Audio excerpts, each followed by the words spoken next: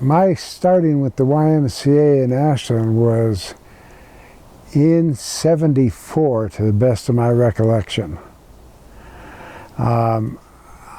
I started with the Y running or doing a soccer program, even though at the time I knew nothing at all about soccer. But I had a neighbor that had kids signed up for a couple of teams, and his one coach bailed out on him before they even had a game. So he came to me, and I had volunteered to be a team mother. In other words, I'd haul kids. If you think back in '74, we didn't have all the restrictions that we have on hauling kids. And so I had a big station wagon, and I just packed them in there. And that's what he wanted, was that. But then his coach bailed out on him, and I didn't know anything about soccer. I'd never even seen a soccer game at that point. And so he said, well, I'll help you out there, but I do need a coach. I need somebody to take care of one of the teams. And so that's how I basically got started at the Y. I learned soccer and coached kids in a sport that I knew nothing about. So I was a football fan at the time, and I still am. So at any rate, the soccer team came along, and it lasted for that particular team and that other coach and myself. God, I'm thinking it lasted a good 10 years. And at that point, we were not really part of the YMCA. We were in name only, because Joel, who's my neighbor that enlisted me in this thing, he was taking care of the program, and he had all the say about yes or no or what it was, until he couldn't function in it anymore, and then I took over. And I started what's turned out to be a soccer program for the YMCA that's at some points, and I don't know about right now, but at some points been over 300 kids. And of course at that point I had other coaches, I had the assistant coaches, I had all this stuff. The YMCA at that point was in a building that was donated by, and I can't remember his name, unfortunately. The building was donated by him for the YMCA. George Hunter? George Hunter? It could have been George something, yeah. And it was right across the street from the restaurant that's there, because the Y has grown so much. We owned the building that we had, and we owned 5 acres behind it. And the 5 acres is where we played soccer.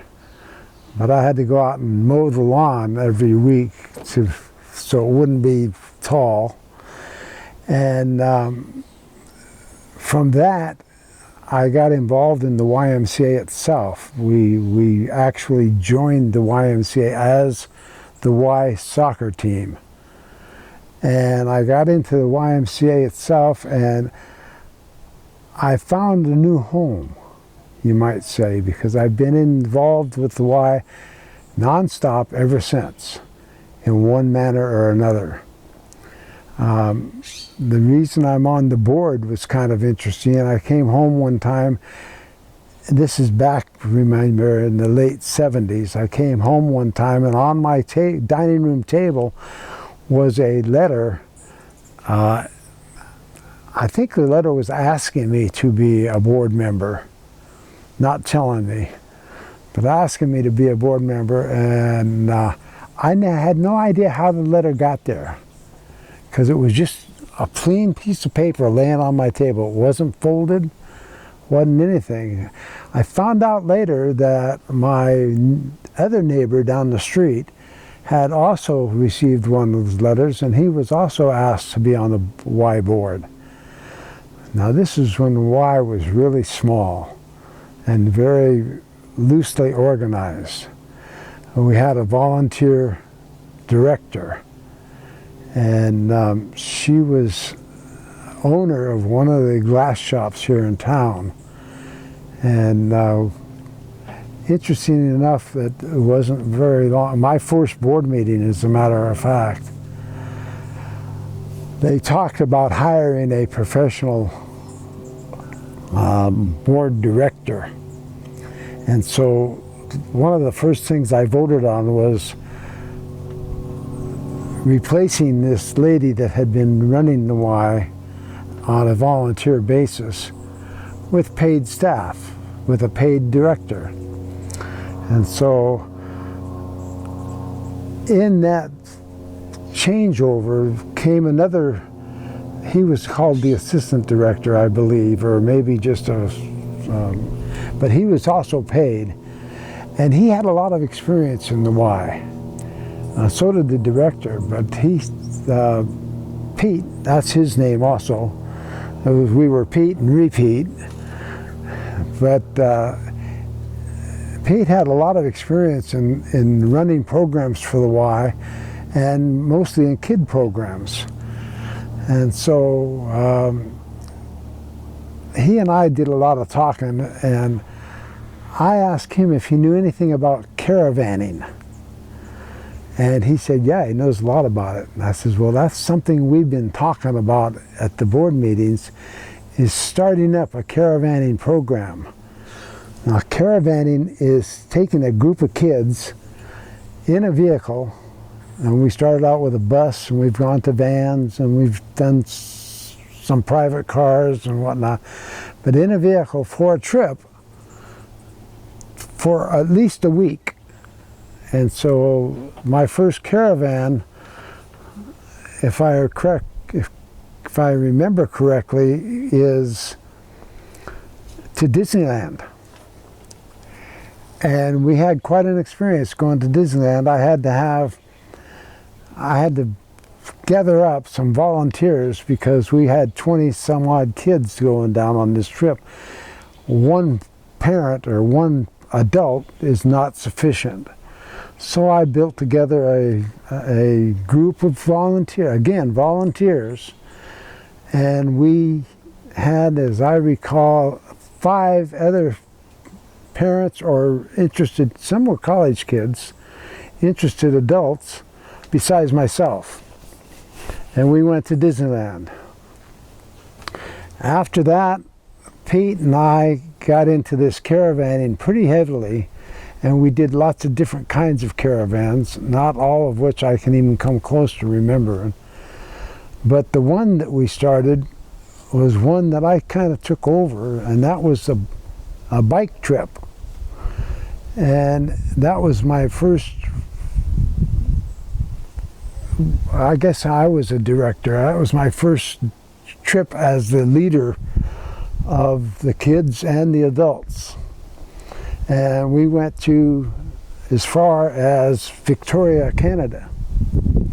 And the thing, all the kids had bikes. It was a bike trip. All the kids had bikes. Some of them didn't have very good bikes. And as you might guess, some of them had really nice bikes. So that was an interesting experience for me because I didn't know all that much about bikes either. So here I am out on this highway, and our first one was with a bus. And I had at least 20, maybe 20 plus kids and 4 adults and myself in this bus. Now, we didn't ride the bikes to Victoria. We put the bikes in the bus. But in order to do that, we had to break the bikes down, put them back in the boxes that they're shipped in, and stack them all in the back. We had the bus company take some seats out. So that was the first bike caravan, and that went on for, I don't know, 15 years all told, and that's a guess. But I had younger brothers that came on the bike caravan, so I had kind of like a generation thing. And then after the bike caravan, we also went to places like San Francisco, to the theme parks down there, and the one in the valley in LA. And we went several times, went on theme park trips. And this was with junior high school kids. Now, eventually I grew into trips with the high school kids. So, but that was, and my friends and neighbors all thought I was crazy to climb in a bus with 20 plus kids and drive 800 miles. But that's what we had to do, because we couldn't bike it that far, so we had to pack the bikes, and we drove to Seattle, and then we stayed at a YMCA on the gym floor. Yeah, and we went from there up to the San Juan Islands, which are actually in Canada. Well, half of them are in Canada, half of them are in the U.S. So we went to the San Juan Islands, and we put the bikes back together. We rode bikes on 4 of the San Juan Islands. But we had to put them all back together. Then from then on, the kids had to walk on the ferries because the bus was full of assembled bicycles, and there wasn't enough room for the kids. So that worked out that way. We rode on 4 of the islands, with the last island being Victoria itself. Well, that's a city, but that island. And in that trip, we started the process of the kids being in a big city, because Victoria is a fairly big city. And they were on their own for looking at the city with guidelines as to which streets they could and could not cross. And they also had to have a 3-person buddy system. There was always at least 3 of them. There could be more, but there had to be at least 3 of them together. And these are all things I kind of created, because I needed some control, but I couldn't be over 20 kids without, like a kindergarten class, holding hands. And that's not at all what this trip was all about. This trip was about responsibility. And it all started out with I did a lot of speeches, but it all started out with one of my talks saying, you're going to have a lot of fun if you're responsible. If you're not responsible, we go to the kindergarten holding hands to tour the city. And so I found out through my experiences over the years that kids respond well to clear instructions and responsibility. They accept responsibility if you give it to them. But the responsibility's got to have ups and downs, and that's where my kindergarten kids came in. If they broke the rules and went past these, because not all the places in Victoria are safe. So if they broke the rules and got out of what I call the tourist area, then we would be traveling as a group. And they didn't do that. They didn't break the rules at all. And I was pretty tolerant too, because one of the things that they started with that trip and carried on through the entire time was the Empress Hotel. Empress Hotel is a hotel in Victoria that is a great big building.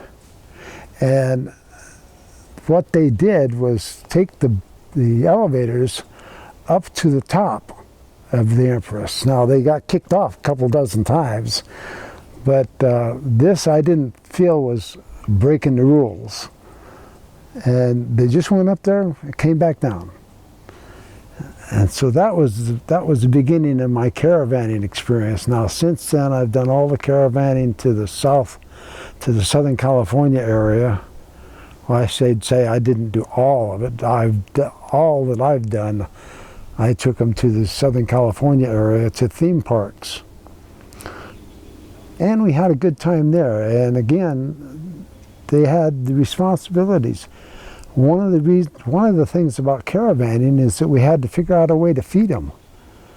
And so we came up with cook groups. And the cook groups had 4 or 5, or maybe 6 if we had more than that multiple. And the kids actually cooked the meals. They had a leader with them, one of the adults, for obvious reasons, because these are junior high school kids. Most of them had never cooked anything. So they had a leader with them for that purpose, but they were responsible. Those 5 people in that cook group were responsible for feeding the entire caravan. They had to prepare the meal and feed the caravan, and we ate in cafeteria styles on picnic tables. But that was part of the responsibility thing. I was big on teaching them a lot of stuff without teaching them anything. That's what I was trying to do. And it worked really well. Some of the meals came out were just dynamite. And so we did that throughout caravans. We did that even down in the LA and San Francisco area. We used the parking lots as our camping area for the meals. When we went to those cities, I had to make arrangements in advance, and I made arrangements with YMCAs throughout those cities, San Francisco, LA, all that sort of stuff, and we stayed at YMCA's on the gym floor. Yeah, it's a good thing I was a lot younger, because I could not do it today. And I got to move on though, because I'm a long ways from my Y experience. After the caravans, we did many camping trips to various places, including one that hung on for a long time called Fish Camp. And that was the local lakes around here. We'd take a bunch of kids up to the local lakes, and we didn't have a set amount, and so it varied, but we taught them what we knew about fishing, and if they caught fish, we ate them. So then we moved on with other Y experiences that I can't honestly remember all of the little stuff that happened, one-day stuff and stuff like that. Those fish camps, were they day trips or were they extended trips? And were they? No, they were overnight camps. Okay. Fish camp was an overnight camp. We had a combination, because we went to a few lakes at the beginning of the week, and then at the end of the week we ended up at the lakes here in Southern Oregon and spent 2 nights, as I recall. One of the things about fish camp that's stuck in my mind really well is that all of these groups that I've had, I have never had a serious problem that required, and I told them up front the serious rules, and if they broke them, then we'd pack them in a bus and send them home. And I only had one kid that I had to send home in all that time. And that covers 30 years with the various different things we did. And it was all boys? Pardon? All boys? No, it was co-ed. It was mostly boys, obviously, because it was the fish camp I'm talking about. The other caravans were a combination. They were all co-ed, and when I get to the PRC, those were cabins at a YMCA park, a YMCA camp rather, and the co-ed groups were assigned to these cabins, and there was 12 kids per cabin plus one facilitator and one well, another adult. So there's 12 kids and 2 adults. And that was co-ed. And again, I got static from my friends and whatnot about, that was also high school. You put 12 high schoolers in a cabin, co-ed? Are you crazy? But I wasn't too crazy because I never had but one problem in all the time. And I did PRC, which stands for Pacific Region Conference. I did that for 15 or 20 years. And I only had one kid that I had to send home.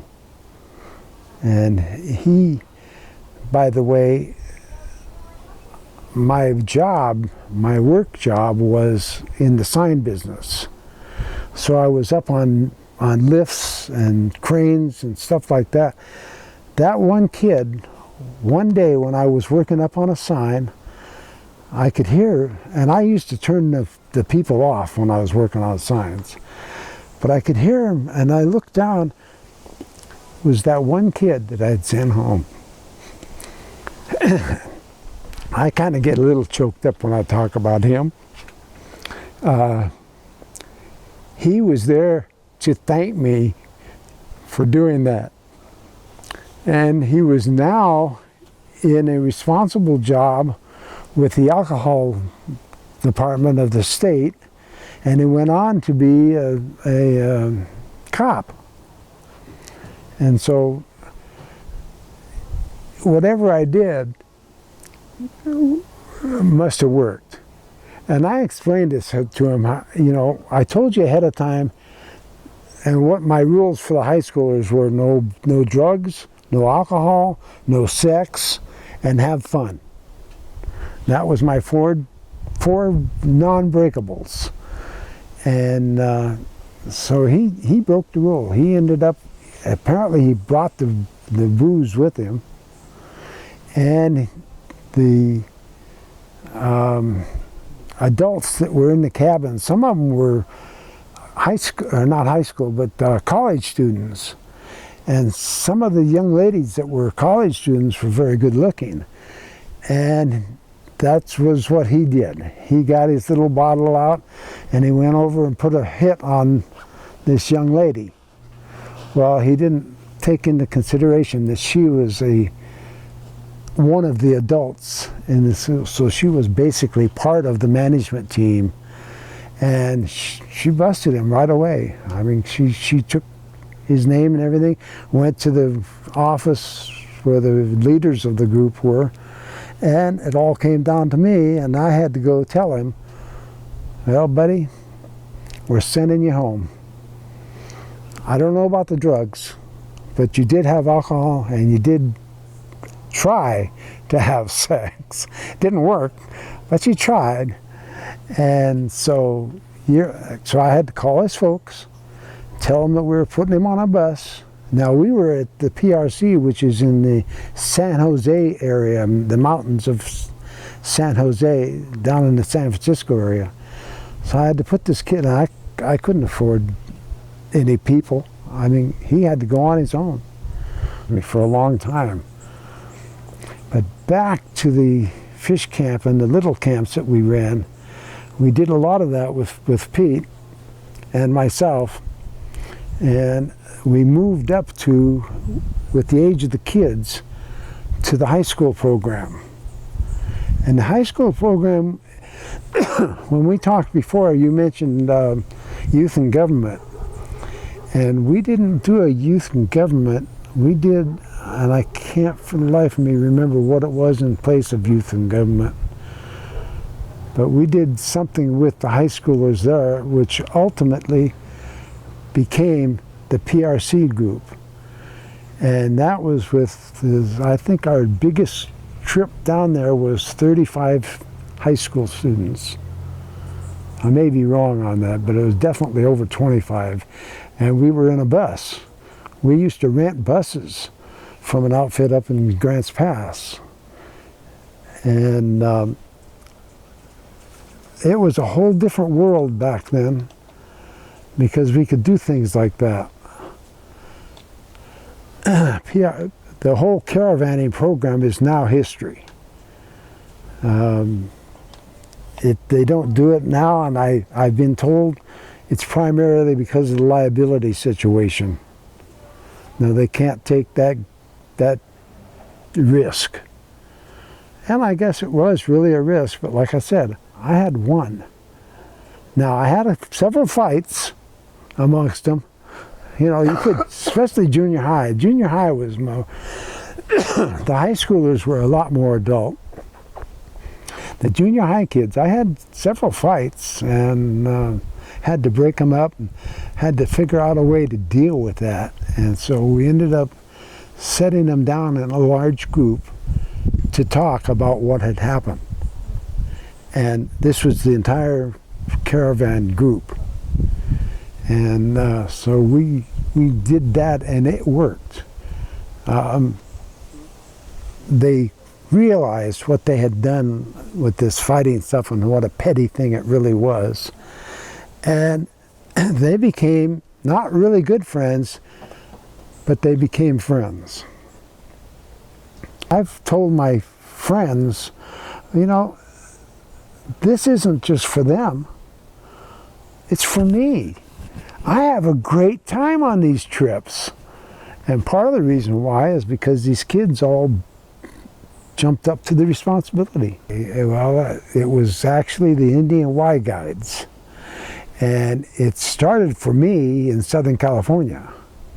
And I brought it north with me, but it was already here. And it was, again, co-ed though. It was female and male kids. And that program went on for a long, long time, well before it was here in Ashland, I think. Ashland, though, it has such a long history, and I don't know the history well enough probably, but the Indian Y Guides was a situation where fathers and sons, or fathers and daughters, and it was all fathers. It wasn't, I mean, there wasn't any mothers involved in the Y Guides, leastwise not that I recall. But they would go and do things together. And a lot of that was camping trips together. And it was to, my recollection is that it was to bring fathers and children, because it wasn't all just guys, it was mostly Indian Y Guides, was mostly guys, but bring fathers kind of back into their lives since they were working all the time. And the whole YMCA program system is geared towards, and I can't remember them, and I should just take whips for this, but geared towards the 4 principles of the Y. And part of that is family, of course. And so it's all based on that. And this was to bring fathers and sons, or fathers and daughters, because both my girls were into Y Guides, and bring them all back together from where they had kind of gone apart. Now that's my interpretation. You might talk to other people who have a totally different theory about it. When did the program sort of wind down? Sometime after we moved to the new building. And of course, my involvement in it grew with my kids. And so I wasn't involved. I think I was involved a little while after that, kind of like a nation chief type thing, where I was a person of the Y that kind of I wasn't a leader as such, but I helped the groups, the various groups, because they formed tribes, and I helped the various tribes after I was no longer involved in the Indian Y Guides. So, but it seems to me like it disbanded. I might not know. It might have happened when I was off doing different things for the Y, and board members, board meetings, and that sort of stuff. I might have lost track of it, and I might not know when it disbanded, but I don't think it's going today, and it needs to be. And I don't know if you've tumbled across yet the Raggers program. That was something that entailed teaching kids just precisely what you're talking about. All the 4 standards of the YMCA. And the rag is a neckerchief, and it's in steps. You should do a little research on this, because you could fit in that fit in really well. But it was here. It was all over. I mean, it was countrywide as near as I know, but it was definitely here in Ashland. And I own a blue rag, and that's the beginning rag. But they go, geez, I think there's like 7, maybe as many as 9 different levels of rag, each with a different color, and each with a different criteria as to, and it was mostly a Christian thing, but it was more than a Christian thing. It was a people thing too, and it's changed a lot. The Y has changed a lot with the loss of the 4 things that the Ragger program has all about it. And it's too bad. I've done some screaming, as a matter of fact, in some of the board meetings about this precise thing. Is that we were, and I can't even tell you who was involved with that, because it's been a number of years ago, before we were in the new building. Because I remember being in a storefront down here on Ashland Street, where I really got excited about the fact that we were going away from our heritage by worrying too much about exercising and that sort of stuff. And so I fought and lost that battle, and it's still a bug in my ear about the C being what the YMCA is supposed to be. I put up the YMCA on the new building when I was in the sign business, and it was individual letters, YMCA. They were that big, and they were right up over the front door. It's always been a Christian organization to me. When they went to just the Y, that's basically when it started changing. And PRC, I think, is probably the most important YMCA program I've been involved in. Because it just, I used to, when I came back from there, I said, you know, if I could put what happened in that camp in a little bottle, I could sell that to the world. Because basically what it was is, we're all good. We've got to understand that basically we're all good. We're not bad. And the people who are bad, who do bad things, sometimes do them even though they don't want to. And it was a self-value camp, PRC was. It's the PRC was Pacific Region Conference, but that doesn't tell you anything. That just means it was the 11 Western YMCAs that went to this campsite. Representatives from all those YMCAs went to this campsite, and they were all high schoolers, except for the facilitators and the advisors. That's the other name I couldn't remember earlier. The college kids and parents came on as advisors. Facilitators had to go to a training to facilitate, and I can show you stuff from that because that's in that box over there, but it had different kinds of exercises and things that the groups did. They were in groups of 12 kids and 2 adults, and we did these things in cabins and alternated it between the cabin group and the entire camp. And they had speakers come in that spoke about basically the thing that I remember most about this is you are, how do I want to say this? It's different than good, but you are important. You are an individual, as an individual, are important in this world. And don't let anybody wrap you down. And it was, did exercises kind of on that basis. And we had the groups come in and do different things, mostly speeches, but some groups came in and played music. We had a dance on Saturday night. We did a lot of things like that. We geared it down towards the high schoolers. And they had a lot of time on their own. And we were in, and I can't remember the name of the camp, it's in the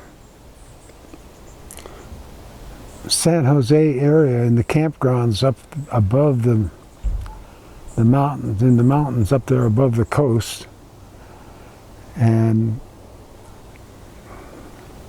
dang, I got off track there. But these things, and the one thing that's most important about this group, 11 western states, okay? That includes Watts, that includes Seattle and Portland, and some tough places there. It wasn't all a bunch of YMCA goodies two-shoes. There was, and they assigned cabins based on this sort of thing, and they mixed up groups so that you had some richer, for want of a better name, folks, kids, and poorer kids. And they had, these kids were all mixed up in groups in the cabins. And the discussions that you had in those cabins actually went from the kids themselves and their experiences in life up to that point. Some of them, quite truthfully, some of them had been crapped on pretty bad. And the drugs were involved too. There was no drugs allowed in the camp, but there was certainly a lot of drug discussion going on. And it was amongst the kids. The facilitator and the advisor was just there to help as an assistant facilitator, might say. And the facilitator's group job was to keep the flow going and not to actually guide it, but to keep it going and stop it if it started getting in the wrong direction. But it just, all 3 of my kids went through the PRC program, and the one that probably sticks out most in my mind was a friend of my son's, and they didn't want to go. The first 4 from YMCA were my son and 3 of his buddies. They didn't want to go to this program, but they wanted to go skiing. And so Pete Morris was his last name, Pete Morris, told them, if you go do this program and successfully do it, you can have a ski trip. And so they did it for that reason. They were bought off. But the thing that got me is coming back from that trip, I took them up in a station wagon, just the 5 of us. And the thing coming back from that is the discussion that we had in the car on our way back was the one kid in particular. He said, you know, I didn't want to come up here and do this. But he says, I'm coming back. And he said a lot more, but basically what he said is that this program has made more sense to him than any other Y program.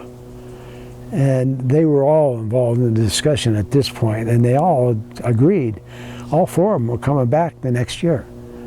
That program was run over Thanksgiving weekend. And we left out of here on Friday, sometimes Thursday night, because it's a long drive, and if there's snow or anything like that.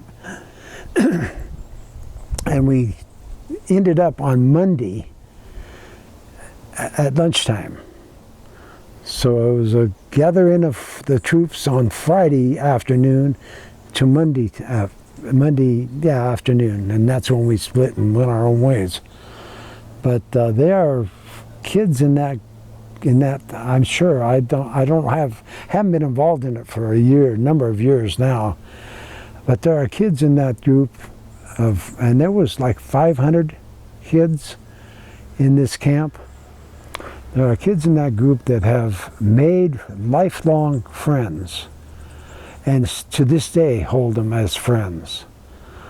I can't count my daughters in because the two that they would be called lifelong friends were friends before we went. So but there was strange kids that became very close to other strange kids, and this is a matter of 3 days. I mean, it was just powerful. And PRC was all high school students, 9th grade through the senior year. And it did a lot to bring a lot of good out of a lot of high schoolers. A lot of them. I would say the return rate, I'm guessing now, I'm just throwing a number on it, but politicians do this all the time. So I would say 60% of the kids that went through PRC came back. And that might be low. Well, we originally started in the late 70s to build a Y with a swimming pool, which kind of morphed into a full facility Y. In our talking now, I'm just talking about the board originally. And so we realized we'd have to do some fundraising. So we went out and did fundraising, asking people to give us money.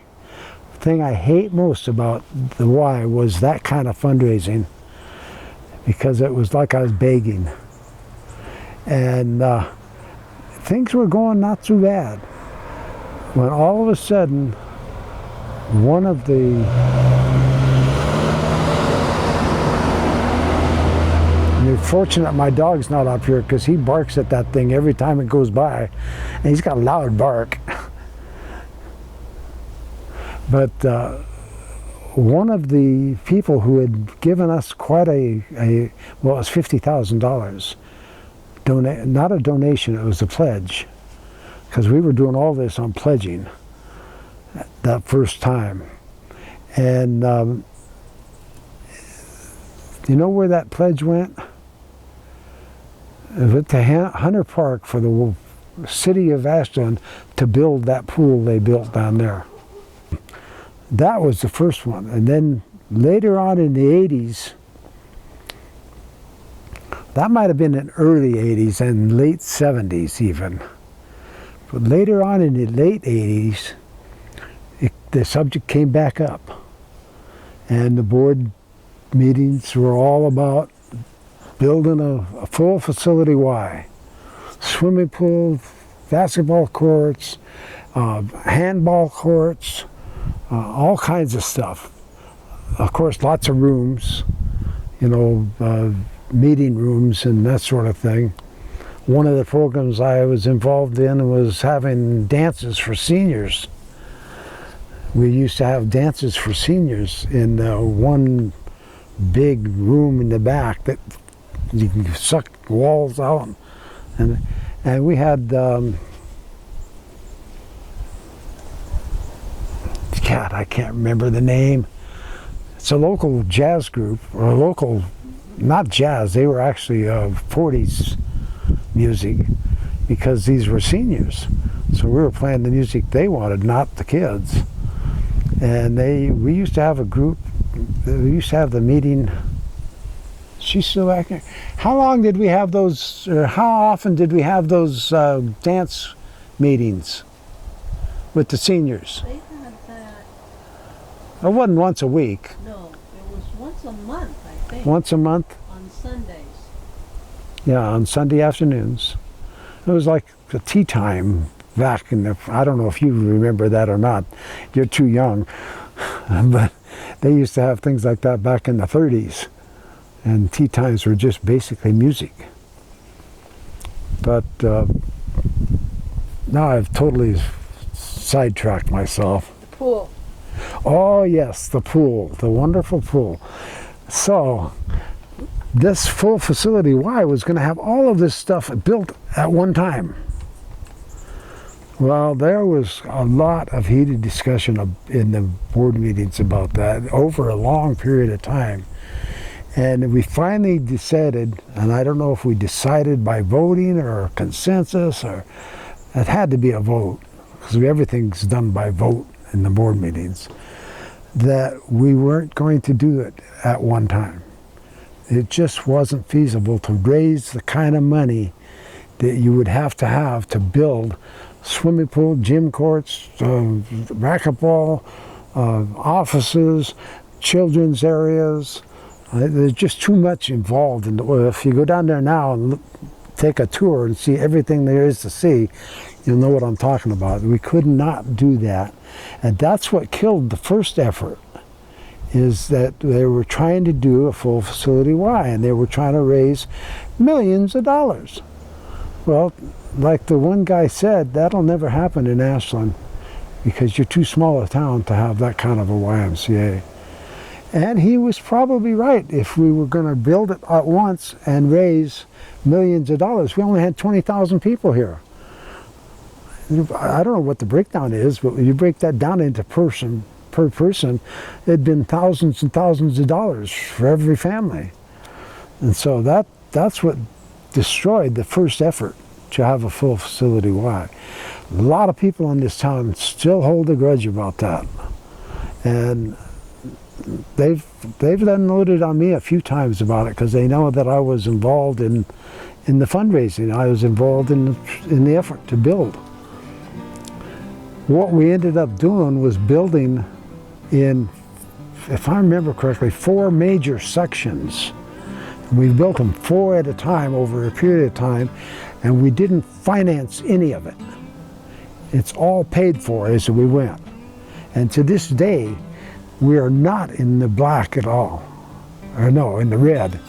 We're not in the red at all. We are a very successful business, multi-million-dollar business. And it's because we did this thing, and people like Alan were part of the reason why we did this thing in chunks. And another guy that's very involved in that is Bob. Names have been my problem my whole life. Adroit. Pardon? Adroit. Adroit construction, yeah. Yeah. The YMCA has changed my life, and it's changed it for the good. I'm more tolerant. I'm more tolerant of other people, both for political reasons or for cultural reasons, for all of the reasons that you hear all these dumb, not for politicians. I'm not tolerant of politicians, because I think most of them are lying. But I think it's made me just a better person. And that's because of a lot of different things. A lot of different things. I fought like crazy for the swimming pool, and I don't know how to swim. That kind of says it. But the YMCA seemed important enough that I wanted the swimming pool.